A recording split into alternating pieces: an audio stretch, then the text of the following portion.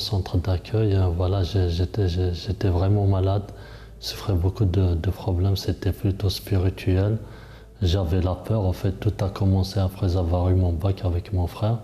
Quelqu'un qui a dit à ma mère, il y aura deux qui vont avoir le bac et un qui va être malade. Et depuis ce jour-là, j'étais vraiment malade. Après, j'étais tout le temps malade, je tombais tout le temps malade. J'avais plus plaisir d'étudier, j'avais plus cette envie d'avancer, sachant que j'étais quelqu'un de vraiment motivé. J'ai pas pu, après j'étais venu en France, sachant que des fois ça pouvait changer, mais j'étais arrivé ici, j'étais seul et ça s'est empiré les choses, ça s'est vraiment empiré. Je dormais pas la nuit, c'est tout le temps la même chose. Je partais à la fac ici à l'université, sachant il y a des fois que je voyais, c'est des choses que je connaissais, mais j'avais du mal à avancer. Donc c'était vraiment une souffrance. J'étais vraiment dans la souffrance, quoi. Je pouvais rien y faire. Après j'étais hospitalisé pendant un mois. J'étais resté à l'hôpital et là ça s'était un peu empiré. Je restais tout seul à l'hôpital, je ne mangeais pas et j'avais pas de solution. Et la seule question, pourquoi ça m'arrive à moi? Peut-être je me disais, il vaut mieux une fin et tout ça, il vaut mieux que ça finisse un jour. Mais je ne pouvais pas rester comme ça. À cette époque-là, quand j'étais arrivé surtout ici, je me disais peut-être si j'avais des moyens, parce que j'avais rien, j'étais seul. J'ai dit si j'ai les moyens, peut-être je préfère fumer la drogue pour oublier. J'ai pas peut-être essayé ce genre de choses parce que j'avais même pas de moyens pour ça. Au début, j'ai eu une amie, on a fait des études ensemble. Comme je vous ai dit, j'étais un excellent élève, donc un très bon élève, on va dire ça. Je m'entendais beaucoup avec elle. Je connaissais le centre d'accueil en même temps, donc elle m'avait donné le summer. Je voyais tous ces témoignages dans le summer.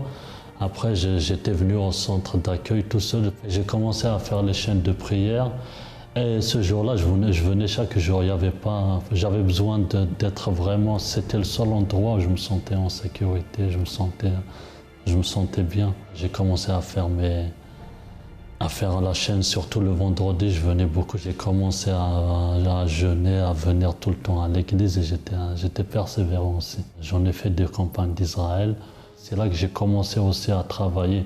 J'avais agi ma foi, je me rappelais, on avait fait un propos sur David et Goliath, donc j'ai été à l'entretien, donc c'est là que j'ai commencé à travailler. J'ai fait la campagne d'Israël, tout ce que voilà, j'avais sacrifié, je me rappelais, j'avais rien. Je chauffais même la nourriture à ce jour-là, je chauffais même la nourriture dans une résistance. Voilà, c'est une solution, j'ai vu les témoignages, il fallait foncer, c'est le moment ou jamais. Maintenant, comme je vous le disais, je faisais des chaînes de prière ici. Après, voilà, une fois qu'on commence parce qu'au début, on pense déjà à s'en sortir nous-mêmes. On pense pas donc à se délivrer et tout. J'ai commencé à venir à la thérapie de l'amour. J'ai connu ma femme ici. C'était un samedi, je me rappelais, c'était un propos, il fallait décrire la personne qu'on voulait. J'ai décrit, on s'est mariés, là j'ai une petite fille avec, donc ça fait... Donc voilà, maintenant je travaille, ma vie, j'ai eu un bel appartement ici. Je suis bien, moralement je suis bien, donc voilà, j'ai avancé, j'ai commencé à entreprendre, j'ai commencé à investir un peu. Voilà, j'ai fait des investissements à l'étranger aussi. Et je suis bien, c'est plus la même. C'est vraiment, des fois quand je retourne, je me dis c'était pas, non, c'est plus moi, c'est plus la même, c'est plus le même Karim. Bonjour à tous et bienvenue dans votre émission France en direct. Vous qui nous regardez dans le monde entier et partout ailleurs en France, nous sommes venus vous apporter une parole de vie. Et aujourd'hui, au centre d'accueil, nous accueillons plusieurs personnes qui ont des difficultés, qui vivent un mal-être, si ça c'est le cas, ou bien un mal à l'extérieur, des rêves qui ne sont pas réalisés, des objectifs qui ne sont pas atteints. Et par le biais du centre d'accueil, des personnes qui ont mis leur foi en action, ils ont pu atteindre, ils ont pu arriver à faire l'impossible devenir possible. le centre d'accueil ne dit pas que c'est nous qui faisons l'impossible devenir possible. Mais pour ceux qui mettent leur confiance, qui mettent leur foi sur les Saintes Écritures, sur la parole de Dieu qui dit que tout est possible à celui qui croit et rien n'est impossible à celui qui croit à la foi, alors c'est sûr et certain que votre vie va changer, va être transformée. Vous avez pu voir dans les témoignages précédents que des personnes qui sont arrivées, qui avaient un problème, qui avaient une situation difficile, mais qui se sont sorties. Alors, la même manière que Chandri, qui est arrivé au centre d'accueil, qui avait des problèmes intérieurs, qui se sentait mal en lui-même, alors il a pu utiliser sa foi. Mais découvrons ce qu'il vraiment, en long et en large, ce qu'il vivait dans son intérieur, et on revient après cela. Avant d'arriver au centre d'accueil, j'étais quelqu'un qui, dès l'enfance, avait des principes, des bases, certaines valeurs par lesquelles j'ai gardé. Suite à un problème, on va dire, familial, j'ai dû connaître un déménagement. Mais ce déménagement-là, ça m'a, on va dire, ça a un peu changé mon quotidien, qui fait que j'en ai souffert. Et qu'en plus de ça, mon entourage me transmettait, on va dire, un peu une certaine nervosité. Avec tout ce qui se passait, tout ce bouleversement-là, on va dire en un coup de la vie, a fait que, bon, à l'intérieur de moi, j'ai eu un mal-être qui fait que dehors, entre nous les jeunes, je m'emportais vite et j'avais une certaine colère qui fait que j'avais pas mal d'altercations. Mais bon, ça, c'est quelque chose que j'aimais pas. J'aimais pas être comme ça, mais je le montrais pas aux gens. Ce qui fait que, bon, bien que dans ma jeunesse, bon, je continue à partir à l'école, comme je vous ai dit, avec les bases que j'avais, les valeurs. Je continuais ainsi, pas avec tout le monde, mais bon, c'est vrai que j'avais ce mal-être-là à l'intérieur de moi et qui se faisait beaucoup remarquer par pas mal de mon entourage. J'étais quelqu'un qui n'aimait pas me faire impressionner et j'étais obligé de le montrer, mais comme je vous disais, c'était des choses après que je regrettais. Moi, je ne pouvais pas arriver et dire non, justice, paix à tout le monde. Donc, ce qui se passait, il se passait. Souvent, je n'étais pas quelqu'un qui provoquait les gens. Souvent, c'était, voilà, quand il y avait quelque chose qui se passait, il fallait que je montre que, voilà, je ne me laisse pas impressionner. Et souvent, ce n'était pas seulement des problèmes qui venaient avec moi. C'était, par exemple, des amis ou même des êtres chers. Il fallait que je montre que je défends, même si je savais que, voilà, je pouvais même me faire frapper, mais au moins, il fallait qu'on montre que non. La prochaine fois, tu sais que tu ne feras pas ça, nous, on est comme ci, on est comme ça. C'était plus des choses comme ça, dans la jeunesse, dans l'adolescence. Le moment le plus difficile, moi, je dirais, bon, après tout ce que je vous ai raconté, comme je vous ai dit, moi, j'étais quelqu'un qui pensait beaucoup à ce qui s'était passé avant, mais aussi à mon lendemain, à mon futur. Donc, ça fait que je me concentrais beaucoup sur l'école, malgré que j'ai grandi dans un quartier ou quoi que ce soit. Moi, j'étais un jeune, je savais que, non, moi, c'est la réussite, c'est l'école, je dois aider mes proches qui m'ont fait grandir jusque-là. Donc, le moment le plus difficile, c'est arrivé quand j'ai commencé un peu à sombrer dans ma vie scolaire.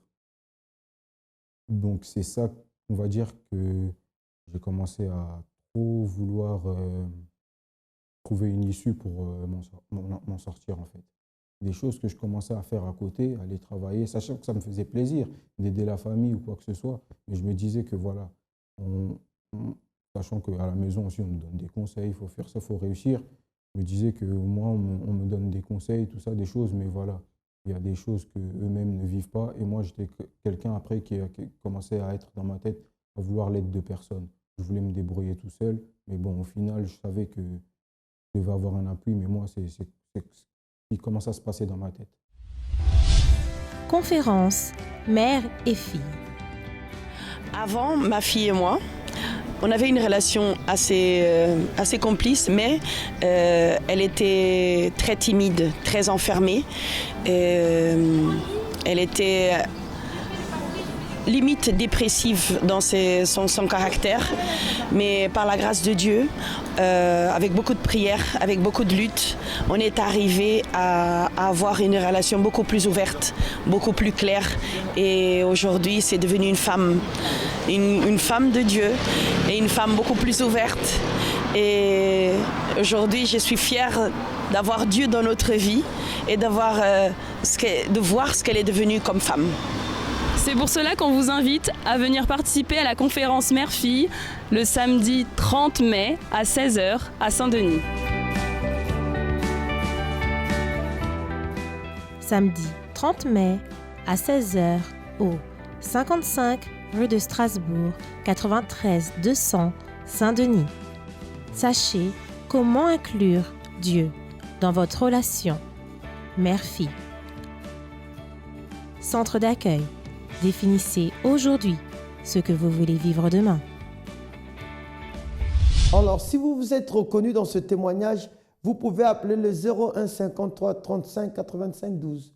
Je répète encore, le 01 53 35 85 12. Et il y aura une personne qui pourra vous diriger vers le centre d'accueil le plus proche de chez vous, ou qui pourra vous diriger vers une direction, comment vous donner un conseil, ou bien vous diriger vers ici le siège, là où vous pouvez vous en sortir. Comme Chandri, qui est arrivé au centre d'accueil, avec quoi? Il est arrivé, on peut dire, dans la marginalité. Des problèmes familiaux d'abord, ce qui ont mené à la marginalité. Après la marginalité, il ne pouvait même plus se concentrer dans ses études. Et vu que c'était la seule opportunité qu'il avait pour s'en sortir, alors là aussi, quand il a vu qu'il n'a pas réussi, alors ça a causé plus de douleur. Et combien de personnes vivent ce dilemme? Combien de personnes vivent ce problème? Alors vous pouvez venir au centre d'accueil au 254 rue du Faubourg Saint-Martin, Paris 10e. Vous pouvez emprunter la ligne 2, 5 et 7 et descendre à Stalingrad, ou bien emprunter la ligne 7 et 7 bis et descendre à Lublin. À 5 minutes de marche, vous y êtes. Donc on va regarder comment il est arrivé, par le biais de qui il est arrivé au centre d'accueil. Parce qu'il a reçu une invitation. Et c'est cette invitation que je viens à peine de vous faire. Le centre d'accueil, je l'ai connu par le biais d'un collègue de travail, sachant que ma mère, elle était déjà y allée. Et j'avais fait un tour une fois, mais il y a très longtemps. Donc quand mon collègue il m'a dit invite au centre d'accueil universel, ça m'a rappelé justement, ma mère elle parlait souvent du centre d'accueil. Comme je vous ai dit, j'avais déjà fait un tour, j'avais vu du positif dedans, mais moi, j'y retournais pas personnellement. Mais ma mère est partie et on habitait dans une maison assez insalubre. Et elle m'avait dit qu'elle avait fait des propos ou quelque chose, voilà, pour pouvoir trouver une maison meilleure, un nouvel appartement. Et on a réussi ça. Et elle était souvent reconnaissante au fait que c'est au centre d'accueil qu'elle a pu trouver ça, sachant que cet nouvel appartement a fait du bien à toute la famille. Donc voilà, et c'est comme ça que voilà, j'ai commencé à aller au centre d'accueil. Moi, quand je suis venu, bon, j'ai commencé à écouter toutes les paroles qui étaient dites, les choses qui concernaient bon, la vie de tout le monde en général, mais ma vie personnelle aussi. Alors moi, je prenais ce qui me concernait, ce qui fait qu'au fil du temps, à force d'y aller, j'ai commencé à avoir plus de foi à l'intérieur de moi, parce que moi, il fallait que je m'en sorte. J'avais on va dire des soucis internes, des soucis externes aussi. Et moi, je voyais que là, au centre d'accueil, j'avais la possibilité, j'avais une solution pour pouvoir résoudre des problèmes, on va dire, que j'avais, parce que j'en avais. Donc, c'est par la suite que j'ai commencé à faire les campagnes d'Israël, ou encore des propos comme le jeûne de Daniel, qui a beaucoup changé mon intérieur.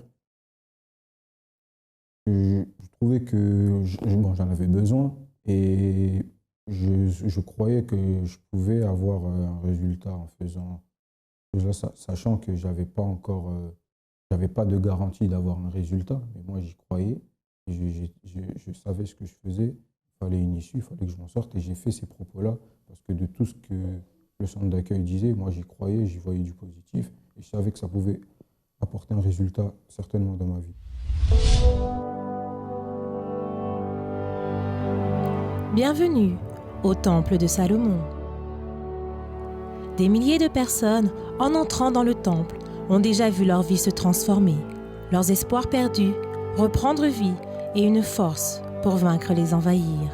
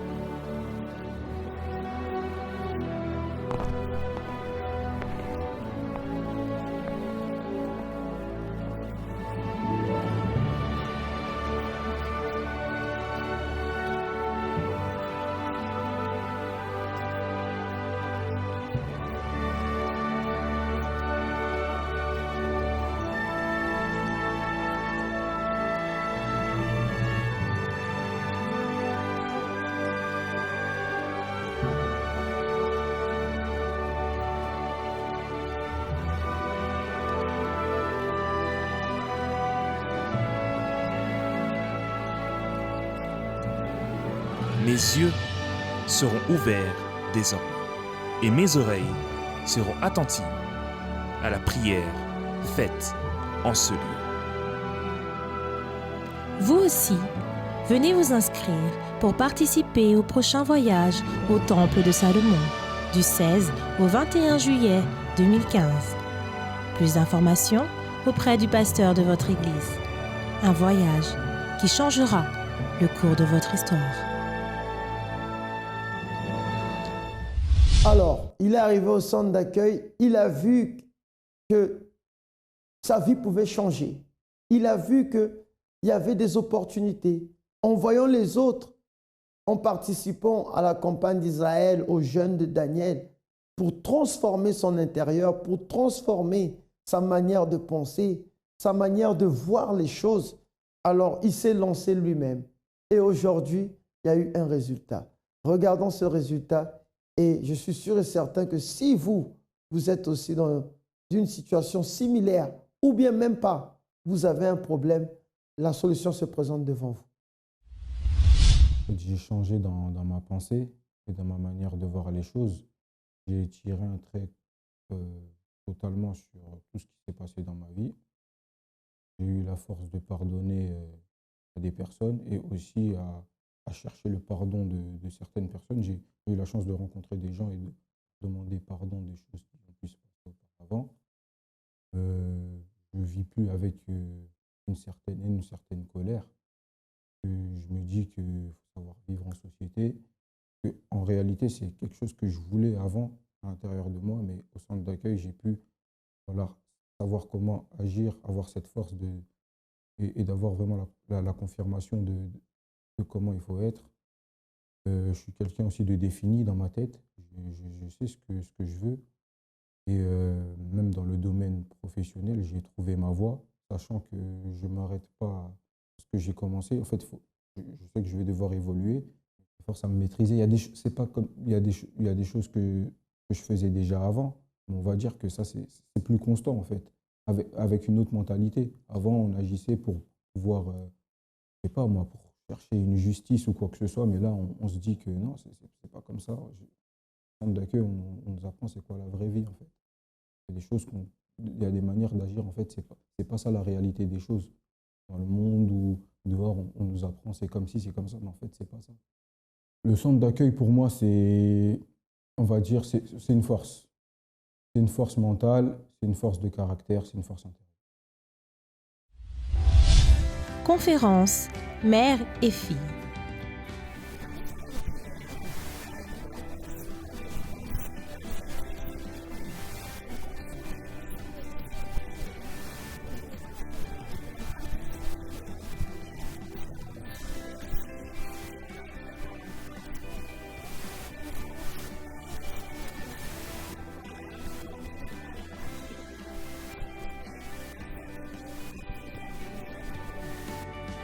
Samedi 30 mai à 16h au 55 rue de Strasbourg, 93 200 Saint-Denis. Sachez comment inclure Dieu dans votre relation mère-fille. Centre d'accueil. Définissez aujourd'hui ce que vous voulez vivre demain.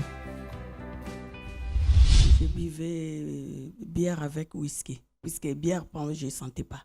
Si je bois un mélange avec whisky, là, je sens. Whisky. Oui, whisky avec la bière. Même le déjeuner, je ne prenais pas du lait. Une bière avec le pain avec les œufs, pour moi, c'était bien. Bon, c'est ma mère qui était venue ici. Elle a parlé à Madame Évêque, elle a dit, ma fille, elle prie. J'ai prié dans les groupes de prière. Elle a dit, ma fille, elle prie, et puis c'est moi qui prenais même l'offrande. J'étais protocole, mais... Je buvais. Avant, je viens à l'église, je bois, je brosse, je mets les cacahuètes pour cacher l'odeur. Après, je pars servir. Mon fils, l'aîné, j'ai un garçon de 29 ans. Je l'ai envoyé peut-être à 23h de chercher l'alcool pour moi. Ma mère, elle priait. L'autre jour, elle est venue. L'autre jour, elle m'a mené ici. Bon, pour lui faire plaisir, je venais, prière de 10h. Après 14h, je pars là, je priais. Je ne venais pas pour moi, mais pour elle. L'autre jour, je suis partie à l'hôpital. Ils ont dit, madame, tu as des palpitations, il faut laisser l'alcool. Sinon, tu vas perdre ta vie. Il y avait une campagne d'Israël à 2001. Décembre pour rentrer à 2001. J'ai jeûné, j'ai prié. Les jours où j'ai déposé, puisqu'on avait fait les campagnes, même pendant le Noël, on était en jeûne. Moi, je comptais des jours jusqu'à les jours où je vais déposer pour boire. Les jours où on a fini, quand je suis venue à la maison, quand j'ai pris l'alcool, j'ai senti mauvais. J'ai vomi depuis là, pasteur, évêque, jusqu'à aujourd'hui. Je touche plus l'alcool. Amen. Amen. Avant d'arriver au centre d'accueil, j'étais victime d'un esprit de malédiction dans ma vie sentimentale. Et ça m'a contaminé ma vie spirituelle et ma vie financière. Je n'avais pas de projet, j'étais tombée dans la dépression et j'habitais chez les gens. Je n'avais même pas de formation où habiter. Et c'est comme ça que je suis venue au centre d'accueil. Et maintenant, après que vous avez participé, qu'est-ce que Dieu a fait dans votre vie? D'abord, quand je suis venue au centre d'accueil en 2005, en décembre, j'ai sublimé où il y a les problèmes, c'était dans ma vie sentimentale. Et j'étais sincère devant Dieu. J'ai dit, mon Dieu, délivre-moi dans ma vie sentimentale. Parce que c'est ça ce qui m'a détruit ma vie. J'étais déjà mariée avant. Et c'était détruit. À chaque fois, je trouve quelqu'un et ça n'a jamais marché parce que j'étais une double face.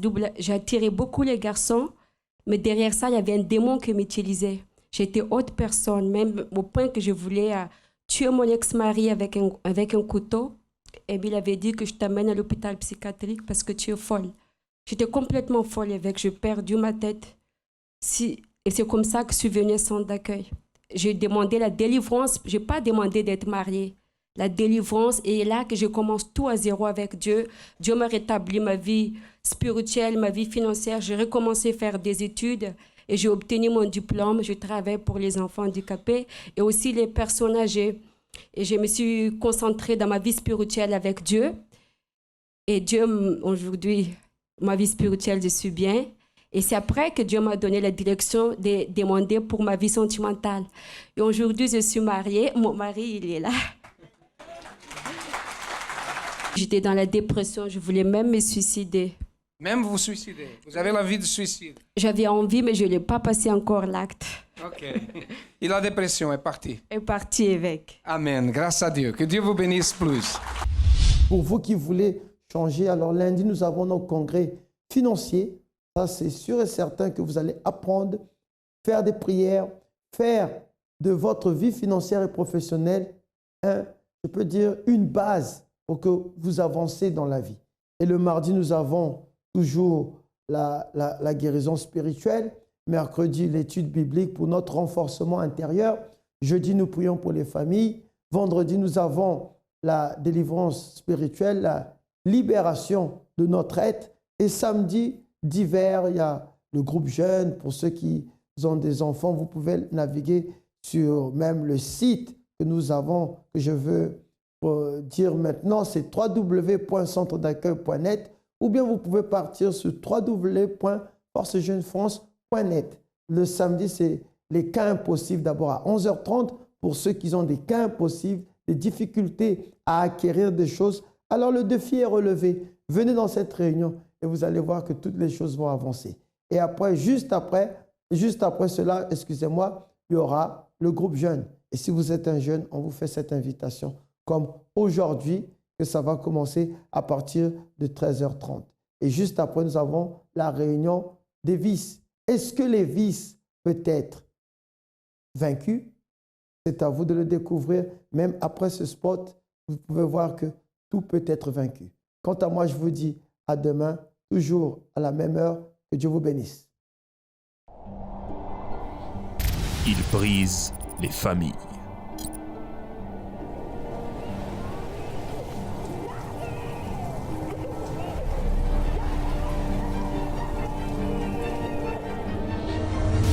Il contrôle l'argent.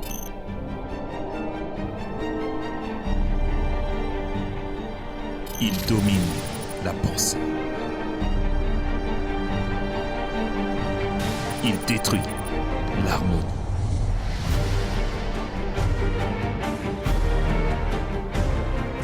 Il emprisonne la vie.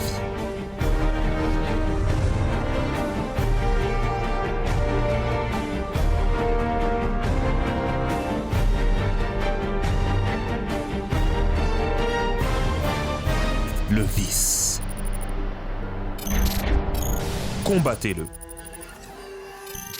Tous les samedis,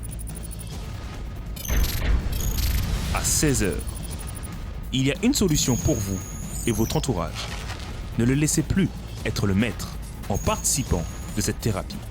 Rejoignez-nous au 254 rue du Faubourg Saint-Martin, 75 010, Paris. Plus d'informations sur la ligne AMI 24h. Centre d'accueil. Définissez aujourd'hui ce que vous voulez vivre demain. Centre d'accueil.net